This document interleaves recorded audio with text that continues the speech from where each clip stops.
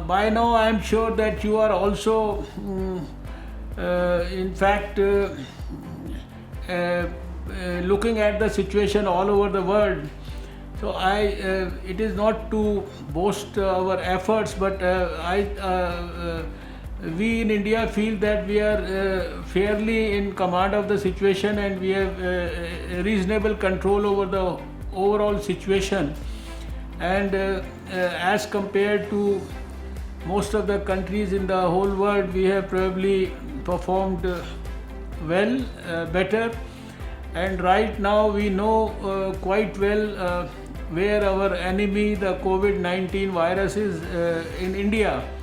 And in a huge country like India, we have been able to divide the country into various zones, and there are some zones with the disease there significantly. There are some zones, significant amount of the country, where we don't have any disease right now for almost 3 weeks now, and then another portion of the country where we have some very minimal 1, 2, 3, 4 cases.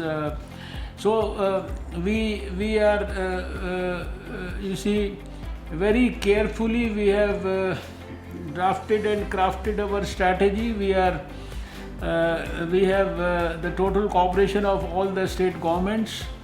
The whole activity is being monitored by the topmost level, that is from the Prime Minister, from the Prime Minister's office. Everyone is involved thoroughly in the whole activity. You must have got a feel of all that even sitting there. And we have been in touch with WHO, we have been in touch with all the organizations at the United Nations level also. And you must have appreciated by now that we were the first ones in the whole world to have taken a call on the news of coronavirus outbreak in China on 8th of January itself. And since then we have had a quite you can say dynamic, proactive and a preemptive strategy, which we have been modifying in a graded manner. And now, right now, only yesterday we have started the third phase of our lockdown, and now in this lockdown we have started opening up a little bit, so that we are taking care of the COVID virus and also helping the cause of economy also, which unfortunately because of this lockdown and all, we had this slow down things and all. So as on today, you know that we have the least mortality rate in the whole world. That's just about 3%. Over 11,000 of our patients have gone back, recovered fully, and then gone back happily to their homes. Most of the patients in our hospitals, they are on their road to recovery. And then although we do not anticipate a very, very worse type of situation, but we have prepared the country even for that situation also, whether it is for adequate number of beds or for the various other things that you may need, whether it is the ventilators or the PPEs or the masks, etc., drugs. You know that in spite of the fact that hydroxychloroquine has become so important these days, we are supplying hydroxychloroquine to almost 97 countries right now.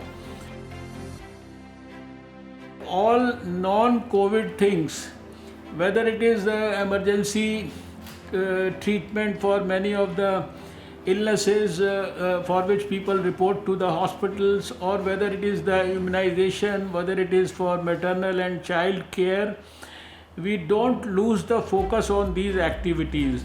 So at the ground level, while we have ensured that there is a huge capacity building for COVID, I think we must have trained over 1 million people in the country.